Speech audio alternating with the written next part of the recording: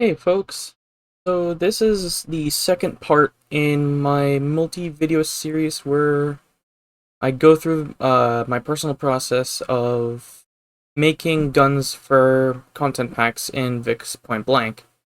Last time I started modeling a revolver from Cyberpunk 2077 called the Malorian Overture, and this was the result from it. It looks a little different from the result product at the end of the last video because I did some edits after recording.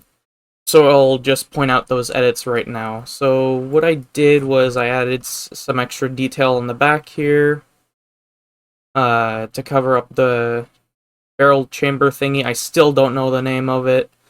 I also added some blocks to indicate where the glowing parts will be, and I grouped them under a folder called glow. This will be very important later if you want to have emissive parts in your gun when you put it in Minecraft.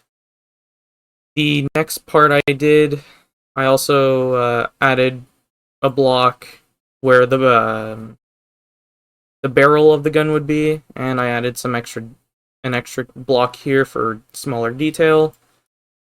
And you'll notice that there's a tiny cube. This is where the muzzle flash will be. So the two groups that I hid before, called muzzle flash and scope, those are two very important parts of the gun model for Vix Point Blank. Muzzle flash will indicate where, well, the muzzle flash will be when you fire the gun. And scope is where you will be aiming. So when you position the scope, what I do is I put the scope's height roughly where the front sight would be in terms of the height.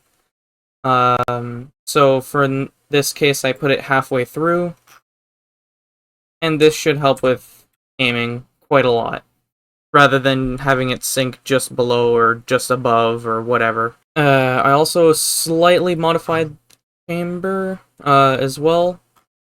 Added the the yellow bits there. Again, for slightly more detail. More for the textures. Anywho,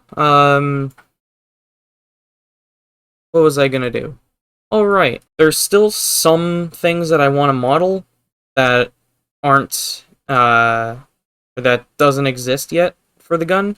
For example, there's a speed loader during the reload of the Overture, and I've yet to add that in, or to model that. I've yet to model it. So what I want to do is I want to take the left arm, which is still positioned there. Yep, that is definitely how you hold a revolver. You're gonna shoot your hand off. That's beautiful. So I'm gonna take this left arm. I'm gonna set all the rotation values to 0. Rotate it by 90 degrees this way. And I'm going to position it all the way back here. One very important thing for moving the hands and the muzzle flash and the scope is, you see where this weird stack of lines are?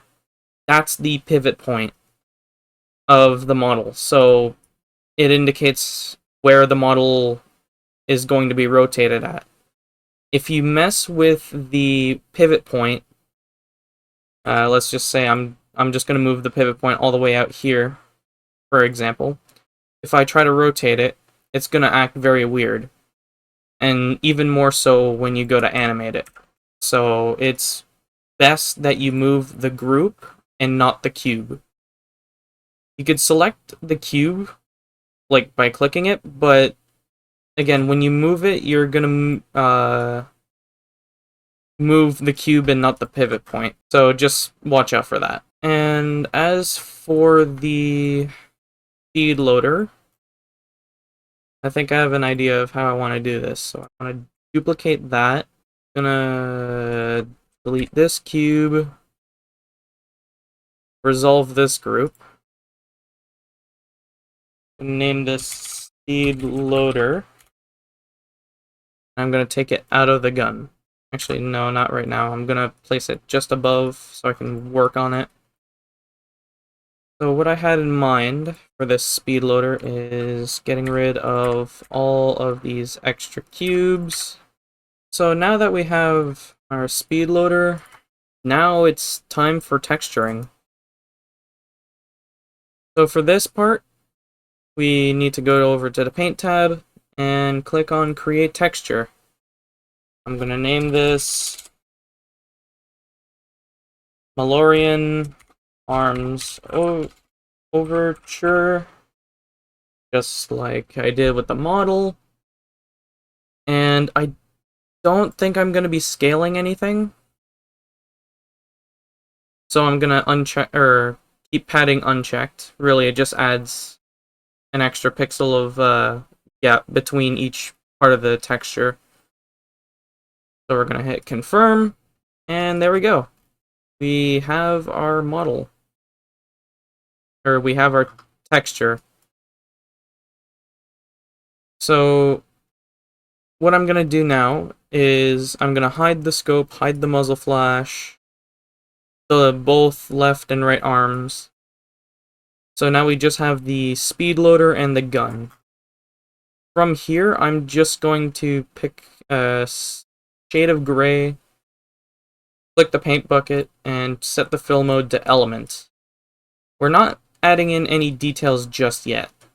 So what I'm going to do is I'm just going to fill all the parts, just so it's a flat gray.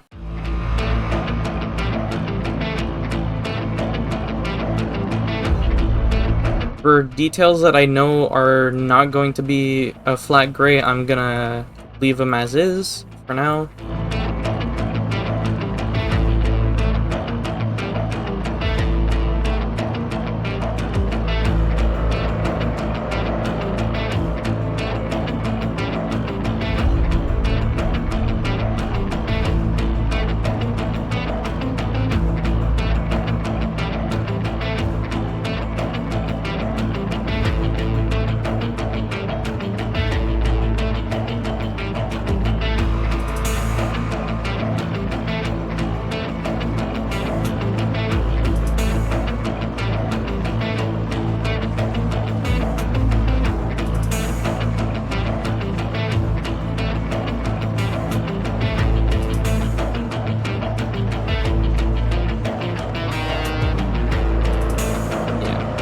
Oh, wait. Those look more yellow than green. Alright. Change that. There we go. Better.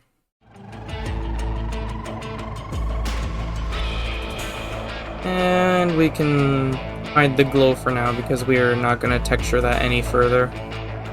Now that the gun has a solid texture, I'm gonna go through the small details. So if we go back to our orthographic view, we still have the image of the gun we want to model. And now we're gonna use it to get an idea of the textures. So as we see, one of the most notable details of the gun is this jagged line along the barrel. That's what I'm going to detail first. And it also helps to have a painting grid so you can get an idea of what to do for it.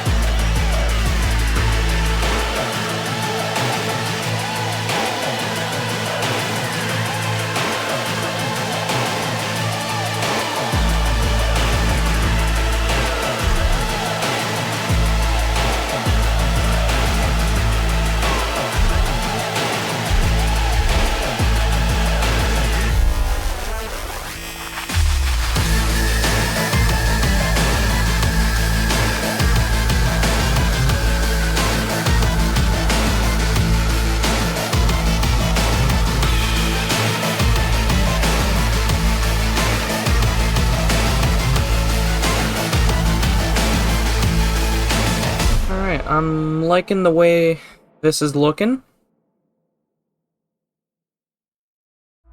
It's somewhat close to the source material.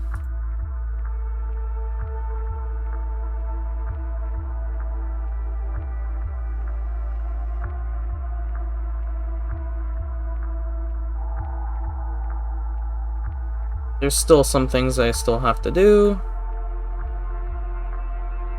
But other than that, I think it's all good to go. The texture is still far from done. I have to do shading, which is the next part. I'm just thinking, because of this revolving barrel over here, I won't be able to do proper shading with the barrel, but with the rest of the gun, yeah. The only reason why I'm not going to shade the revolving barrel that well is because the barrel has to rotate, and having the animation rotate the barrel and then having it snap back after the animation, it'll look a little weird. So I'm gonna try something different with this, see how that goes.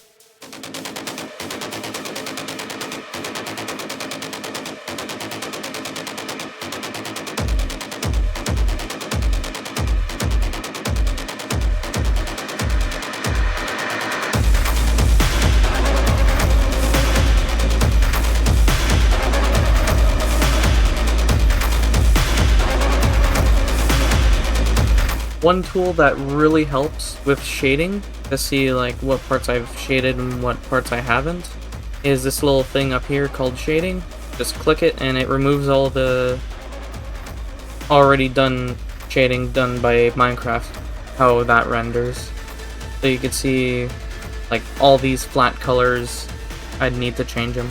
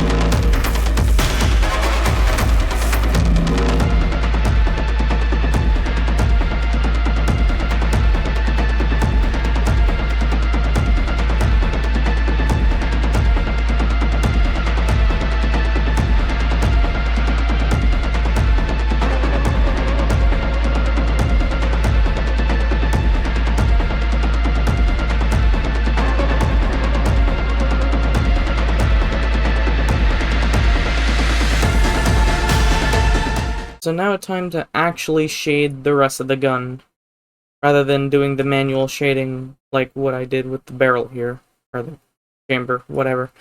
Anywho, I'm gonna hide that, and I'm gonna go back into paint, and I'm gonna select the paintbrush, smooth brush, and I'm gonna set the size to 3.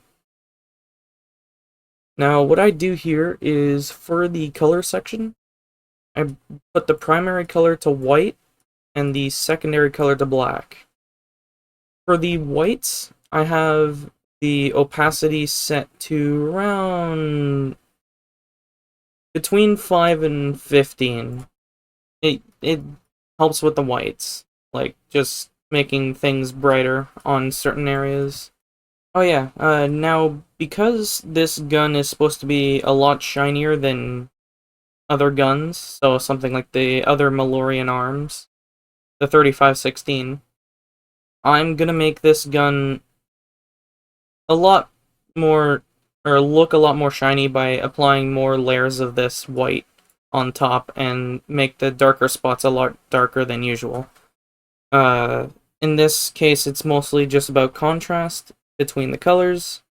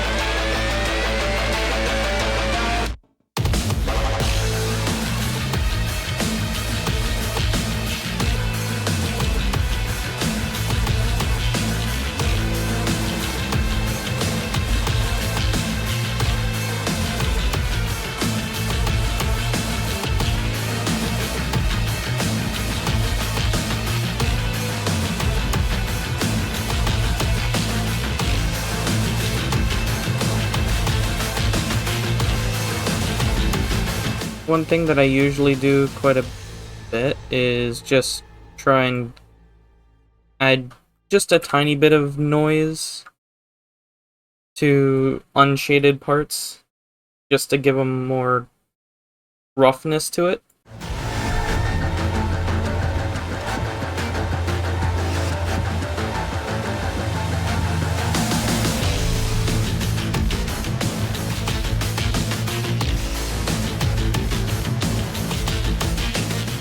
So I think shading is done. I don't see many other spots to work on. But yeah, shading for this gun is pretty much done. I think it looks alright. Without shading? Let's see with shading. Ooh, yeah, that looks real nice.